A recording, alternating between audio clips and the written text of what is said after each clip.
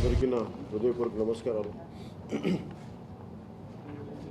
ఈ నివర్ తుఫాన్ వచ్చిన వెంటనే ఒక కాన్ఫరెన్స్ కాల్ తోటి మొత్తం నాయకులందరితో, రాష్ట్ర స్థాయి నాయకులందరితో మాట్లాడడం జరిగింది. ముఖ్యంగా 5 జిల్లాల నాయకుల్ని తీసుకొని దాంట్లో ఒక్కొక్కరు చెప్తున్న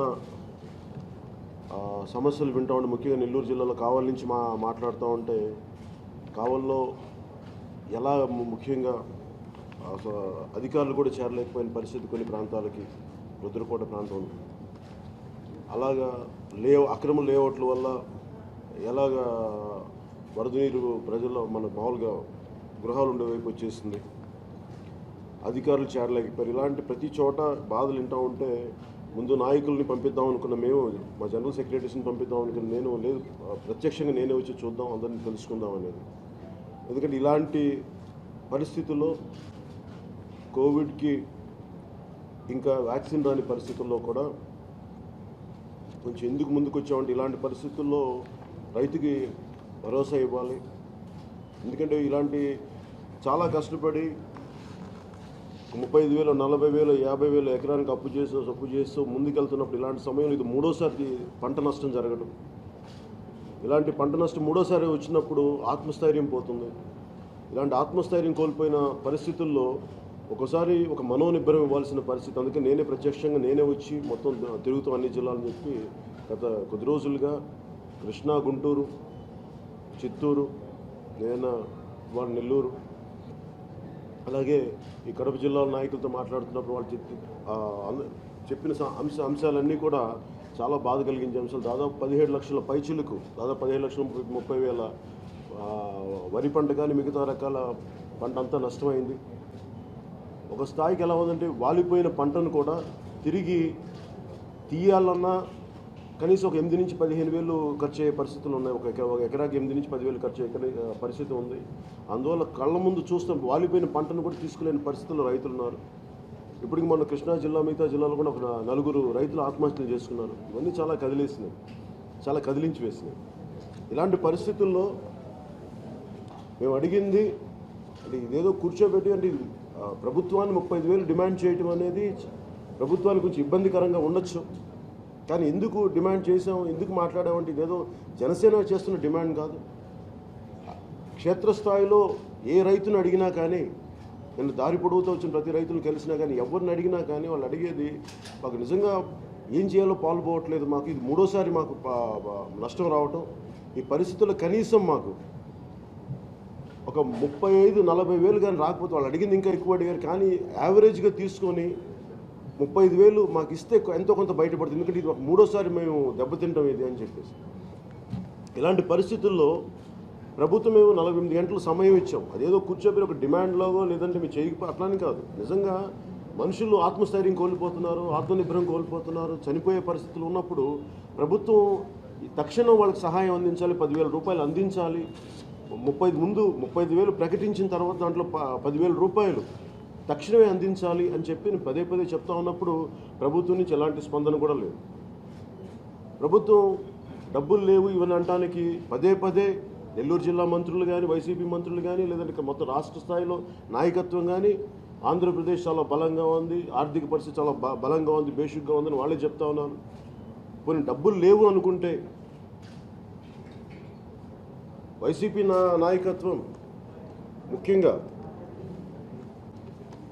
ఈ మద్యపాన నిషేధం చేసి వస్తామని చెప్పారు. కీర్తిశేషులు బెజవాడ గోపాల్ రెడ్డి గారు ఊరిది. మద్యపాన నిషేధాన్ని ముందుకు తీసుకెళ్లిన మహానుభావులు.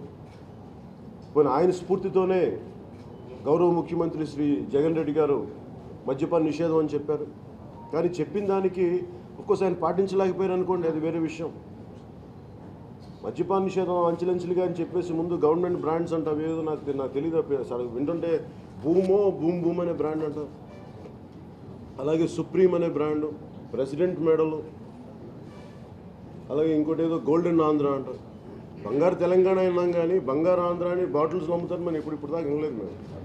సరే, మేమేమంటామంటే దీని అన్నిటి వల్ల ఇవన్నీ ఎందుకు చెప్తున్నామంటే, వీటన్నిటి వల్ల దాదాపు 16,000 కోట్ల పైచిలకు ఆదాయం ప్రభుత్వానికి వస్తుంది.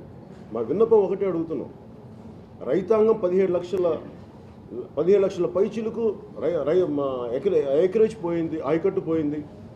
ఇన్ని లక్షల మంది రైతులు నష్టపోయారు. ప్రభుత్వం మద్యపాన నిషేధం ఎందుకు విధిస్తానంది? మాకు ఈ ఆదాయం మాకు అవసరం లేదు. మేము ఈరోజు అదే అడుగుతున్నాం.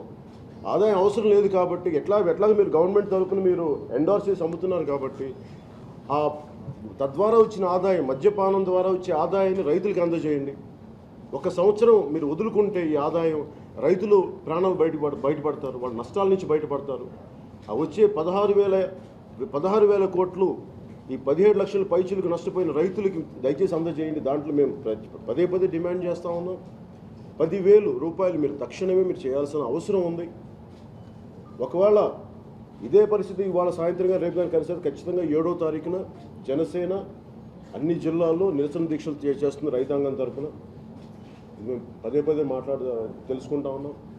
వైసీపీ నాయకులు కూడా తెలుసుకోవాల్సింది, మీరు బంగారు ఆంధ్ర అంటే మేము చక్కగా 151 మంది సభ్యులు వస్తే మీరు అద్భుతంగా చేస్తారు ఆంధ్రప్రదేశ్ అనుకుంటే, మీరు గోల్డెన్ ఆంధ్ర అని చెప్పి మందుబాట్లు సమ్ముతారు మేము ఎప్పుడు ఊహించలేదు. పోనీ పని చేయండి, ప్రెసిడెంట్ మెడల్ అన్నారు, అలాగే పనిచేసి సీఎం మెడల్ ఆ బ్రాండ్ కూడా మీరు అమ్మండి.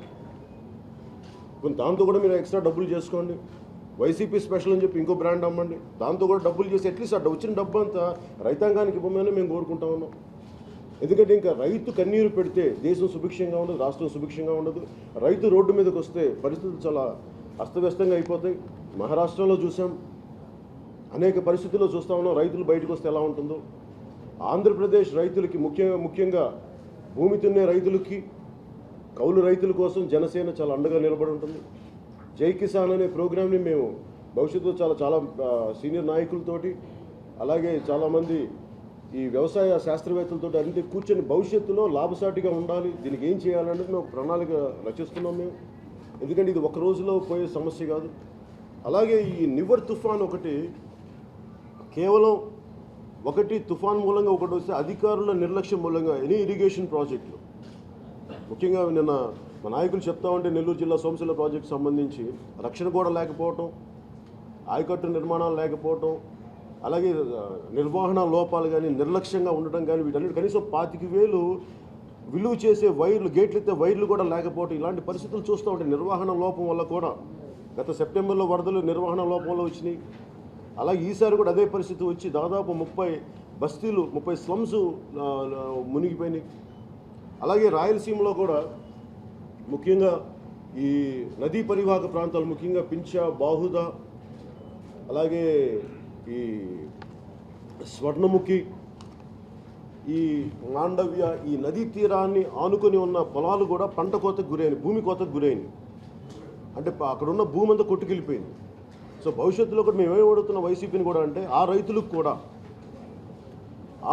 కూడా భూమి కోల్పోయి భూమి కోతకి గురవటం వల్ల, ఎందుకు గురైంది అంటే అక్కడ ఇసుకలు అక్రమంగా తవ్వేయడాలు, రక్షణగా ఉండాల్సిన ఇసుక అక్కడ లేకపోవడం వల్ల అది మొత్తం భూమిని కోసేసినాయి. దానివల్ల రైతులకి వాళ్ళకి 1 ఎకరం అనుకున్నది ఈ రోజున చూస్తే అది 1/2 ఎకరంగా అయిపోయింది, లేదంటే 1/4 ఎకరంగా చాలా మట్టి వెళ్ళిపోయింది. అక్కడి నుంచి తిరిగి వాళ్ళు మట్టి ఫిల్ చేసుకోవడానికి కూడా ప్రభుత్వం రైతులకి సహాయం అందజేయాలి. తద్వారా దాని మైనింగ్ శాఖ అనుమతులు కూడా సులభంగా లభించేలా చేయాలి. దానికి కూడా నష్టపరిహారం చెల్లించాలని మేము మనస్ఫూర్తిగా కోరుకుంటున్నాం. అలాగే ముఖ్యంగా నిర్వహణ లోపం ఎన్ని మాట్లాడుతూ ఉంటే కడప జిల్లా, ముఖ్యంగా కడప టౌన్లో ఈ బుగ్గ వంకని సరిగ్గా మెయింటైన్ చేయకపోవటం వల్ల, ముందస్తు హెచ్చరిక లేకుండా నీళ్లు వదిలేయడం వల్ల దాదాపు కడప టౌన్లోకి 20,000 కుటుంబాలు నిరాశ్రులు అయిపోయారు.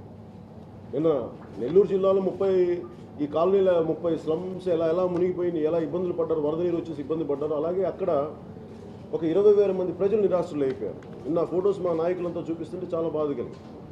అలాగే రైల్వే కోడుకు సంబంధించి కూడా విపరీతమైన పంట నష్టం జరిగినప్పుడు దానికి కూడా మేము అండగా ఉండాలని మేము మనస్ఫూర్తిగా కోరుకుంటాం. అసెంబ్లీ సెషన్స్లో ఇంత 17 లక్షల ఎకరాలు నష్టపోతే అసెంబ్లీ సెషన్స్లో కేవలం 1 రోజు కేటాయించారు. మిగతా 4 రోజులు ఏదో నామకే వస్తే మాట్లాడటం, లేదంటే ఒకరినొకరిని ఎద్దేవా చేసుకోవడం తప్ప నిజంగా రైతు ఆయన పాదయాత్రలు చేశారు గౌరవ ముఖ్యమంత్రి జగన్ రెడ్డి గారు. మరి ఇలాంటి పరిస్థితుల్లో నిజంగా రైతాంగం తాలూకు కష్టాలను తలుచుకొని నిజంగా ఇప్పటికైనా కళ్ళు తెరిచి వాళ్ళకి అండగా ఉండాలని మేము మనస్ఫూర్తిగా కోరుకుంటా ఉన్నాం.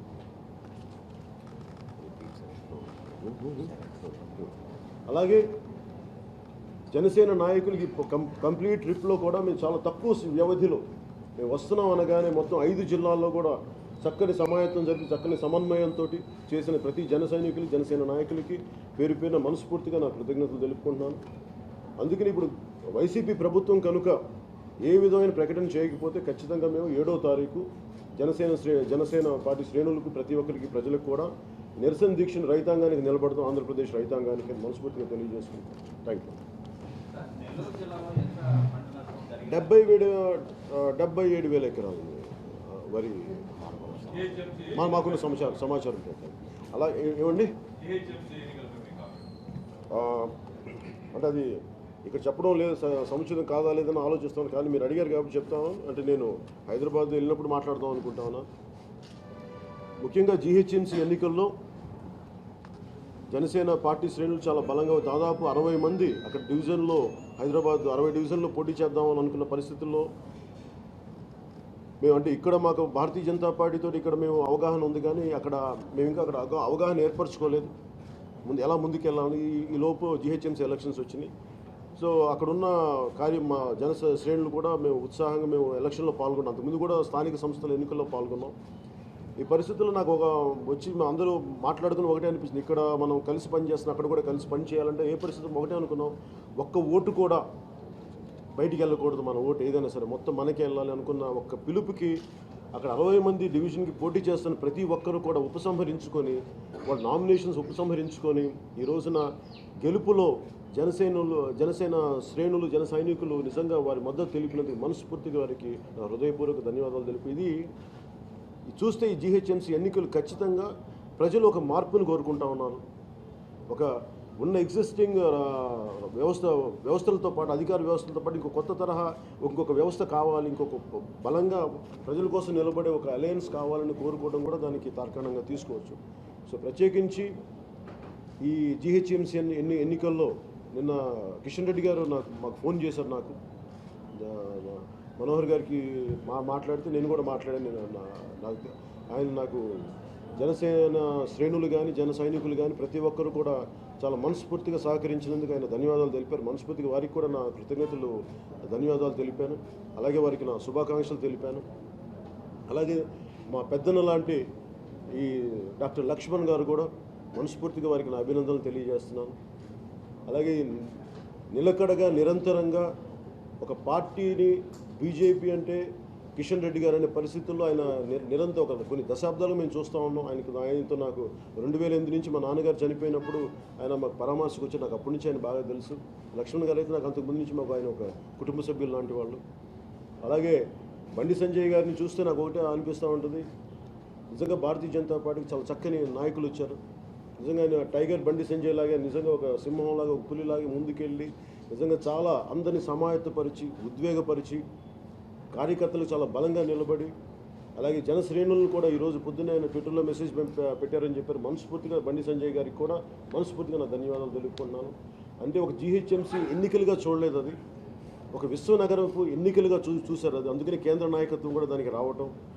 ఎందుకంటే ఇది భవిష్యత్తులో అన్ని ప్రాంతాలకు చెందిన ప్రజలు అందరికీ కూడా ఒక బలమైన సంకేతం పంపాలి, ఇది ప్రతి ఒక్కరు క్షేమంగా ఉండాలని ఒక సంకేతానికి కూడా కేంద్ర నాయకత్వం రావటం, ఇవన్నీ ఈ పరిణామాలను మనం తీసుకోవచ్చు. మనస్ఫూర్తిగా జీహెచ్ఎంసీలో గెలిచిన వాళ్ళందరికీ నా శుభాభినందనలు తెలియజేస్తాను. సార్ ఒక్క నిమిషం వినిపించండి సార్. తిరుపతి ఉప ఎన్నికలకు సంబంధించి మేము ఒక సమన్వయ కమిటీ ఏర్పరుస్తున్నాం. అది జనసేన అభ్యర్థి ఉంటాడా లేదంటే భారతీయ జనతా పార్టీ అభ్యర్థి ఉంటారా, మేమందరం ఒక సమన్వయ కమిటీ ఏర్పరచుకొని, ఎందుకంటే మనం నడ్డా గారితో మాట్లాడుకున్నప్పుడు కూడా చర్చకు వచ్చిన అంశంలో అదొకటి. అని ముఖ్యంగా నడ్డా గారికి వెళ్ళినప్పుడు తిరుపతి బై పోల్స్ అనేది చాలా ఆఖరి అంశంగా వచ్చింది, కానీ ముఖ్య అంశంగా వచ్చింది ఆంధ్రప్రదేశ్ అభివృద్ధి గురించి, పోలవరం ప్రాజెక్టు దగ్గర నుంచి అమరావతి రాజధాని దగ్గర నుంచి అలాగే రైతాంగం గురించి వీటన్నిటి గురించి చర్చ వచ్చినప్పుడు అది కూడా ఒక అంశంగా వచ్చింది. ఆ అంశం గురించి మాట్లాడుతున్నప్పుడు ఆయన ఒకటే అన్నారు, మన అందరం కలిపి కూర్చొని ఒక సమన్వయ కమిటీ ఏర్పాటు చేసుకొని ఎవరు దాని ఒక అవగాహనతో అలాగే మేము కూడా మా క్యాడర్ అందరి అభిప్రాయాలు తీసుకొని స్థానిక నాయకత్వ అభిప్రాయాలు తీసుకొని దాంట్లో ముందుకెళ్తాం. Thank you.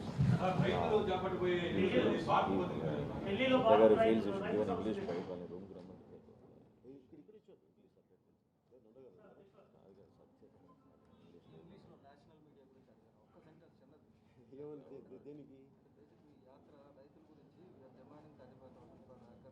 అదే సరే ఒక్క బయట అంటే సత్య గారు జాతీయ పర్యావరణవేత్త, మా జనరల్ సెక్రటరీతో పాటు ఆయన అడుగుతుంది మన రైతాంగంతో పడుతున్న కష్టాలని జాతీయ మీడియాకి తీసుకెళ్దాం, ఒకసారి మీరు ఇంగ్లీష్లో చెప్పండి అంటే, know the entire purpose of entire tour regarding the devastation caused by Nivar cyclone. We are here to stand by the farmers. More than 17 lakh acreage plus has been damaged. Lakhs of farmers had lost their livelihood. More than 4 farmers have committed suicide. And the present YCP government hasn't looked into it, hasn't stood by them. And it is our fundamental, we want to make sure that every right will be strengthened with our visit. We want to give them confidence. We want to tell them that we stand by each and every farmer. And we have demanded 35,000 rupees per acre, the damage caused by Nivar cyclone. And we have at least immediately in the next 24 hours or 48 hours, at least we request rupees 10,000 to be released immediately to the affected farmers out of the 35,000. The reason why we are asking 35,000 rupees is YCP government wanted to go for complete prohibition, no alcohol. But now they are sponsoring alcohol. The brand name is, we heard about President Gallantry Award. We can never assume that. President Medal, the brandy, the particular alcohol name government sponsored by YCP government is President Medal, Supreme, Boom, Golden Andhra. These are the brands sponsored by YCP government, and who came with, we're going to introduce complete prohibition. And now they have introduced their own personal brands of 4 different kinds of brands. I don't know how many future you might see. YCP Special, YCP Blue Label, YCP Red Label, maybe a lot of brands going to come. Maybe CM Medal, a lot of other brands going to come. Okay, that's fine. Whatever you had promised, though they haven't committed it. But still, whatever money you've been made for the state exchequer, from that exchequer we are asking them, they will be making around 16,000 crores only on liquor sales, which they don't want that kind of money for that's the reason why they came out with complete prohibition. Anyhow, now they haven't went for prohibition, now they're continuing the liquor trade, which they have gained 16,000 crores. And we are asking state government, YCP-led government, Honorable Chief Minister Sri Jagan Reddy, we are asking him, we are requesting him, please, whatever the money you made on liquor, please give it to the farmers who had lost their livelihood, where 4 farmers committed suicide. We request the YCP government to release rupees 10,000 immediately out of 35,000 rupees which we are demanding. Thank you, sir. Jai Hind.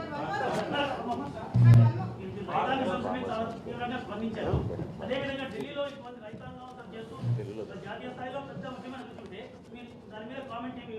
No. Sir, ఒకటి, let me be very clear. No matter who the government is, we stand for farmers. ఏది జరిగినప్పటికీ ఎక్కడ ఏ రైతు కూడా, ఇప్పుడు మీరు చూస్తే అనేక అమెండ్మెంట్స్, అనేక మార్పులు పట్టుకొచ్చింది కూడా కేంద్ర ప్రభుత్వం, ఆర్ మోర్ దెన్ 4 చేంజెస్. అంటే ఇది ఏదైనా ఒక పాలసీ తీసుకొచ్చినప్పుడు it should benefit the farmers, ఎందుకంటే మధ్యలో మిడిల్ మ్యాన్ లేకుండా. కాకపోతే మనకున్న వ్యవస్థలు ఇంటెన్షన్ చాలా గొప్పగా ఉండొచ్చు, కానీ అది వాస్తవికత తీసుకొచ్చేటప్పటికి కొన్ని పరిస్థితులు, కొన్ని భయాలు, కొన్ని అపోహలు ఉంటాయి. దానికి తగ్గట్టుగా వాళ్ళు ముందుకు తీసుకెళ్తున్నప్పుడు ఆ ఫార్మర్స్ ప్రొటెస్ట్ చేయడం, ఇట్ ఈస్ అ డెమోక్రటిక్ దాని తాలూకు లక్షణం. And we will never say దాంట్లో తప్పు లేదంటే వాళ్ళకి కాన్ఫిడెన్షియల్ మెషర్స్ లేకపోతే వాటి కరెక్ట్ చేయడం ఏ ప్రభుత్వానికైనా పద్ధతి. దాన్ని కేంద్ర ప్రభుత్వం చాలా బలంగా చేస్తుంది. సో దాంట్లో ఎక్కడ మీకు కాంట్రాడిక్షన్ ఉంది నేను చెప్పిన దాంట్లో? So everyone has a right. మాకు అన్యాయం జరుగుతుందని చెప్పడమే ఒక ప్రజాస్వామ్య లక్షణం కదా. We agree on that.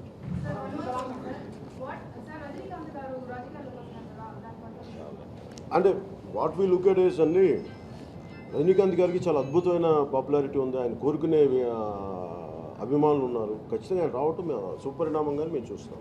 అలాగే మేము జై కిసాన్ ప్రోగ్రామ్ని ఎందుకు పెట్టామంటే, ఎప్పుడు కూడా మనం భూమి దున్నే రైతు కోసం ఎంతో కొంత నష్టం జరిగితే ప్రభుత్వాల నుంచి వెళ్తున్నాయి, కానీ కౌలు రైతులను మటుకు పూర్తిగా నిర్లక్ష్యం చేసేస్తారు ప్రతిసారి. అందుకని కౌలు రైతుల కోసం, భూమి దున్నే రైతు కోసం మేము జై కిసాన్ అనే ప్రోగ్రామ్ స్టార్ట్ చేయబోతామని చెప్పి ఆ కౌలు రైతులకి, భూమి దున్నే రైతులకు అండగా ఉంటామని తెలియజేసుకుంటూ, ప్రత్యేకించి ఇంత ఈ తుఫాన్ని మీ అందరూ కూడా, మా సోదరులు, మా మీడియా సోదరులు అందరూ కూడా మనస్ఫూర్తిగా, మీ మేనేజ్మెంట్కి మీకు మనస్ఫూర్తిగా నా ధన్యవాదాలు. దేనికి 500 ఇస్తారండి? సార్ ఇది గింజలకి సార్ ఇది విత్తనాలకి 80% ఇస్తామన్నారు కదా, దాని పట్ల సార్ 500 అంటే చంద్రబాబు గారు ఉన్నప్పుడు 2000 ఇస్తామన్నారు, ప్రెసెంట్ జగన్ గారు వచ్చినప్పుడు 500 అంటున్నారు. ఏమండి ఏదైనా సరే మనిషి చచ్చిపోతున్నప్పుడే దాహం పడుతున్న నీళ్ళు పోయాలండి. ఎప్పుడో ఇస్తామని దాన్ని మేము అడిగేది వెంటనే 10,000 ఇస్తే అది మీ తర్వాత వాళ్ళు ధాన్యం కొనుక్కుంటారో దేని కొనుక్కుంటారో ముందు వాళ్ళు బతికేలా చేయండి. బతికిన తర్వాత మీరు ఇవన్నీ పెట్టుకుని మేము కాదంటలేదు కదా. Thank you sir.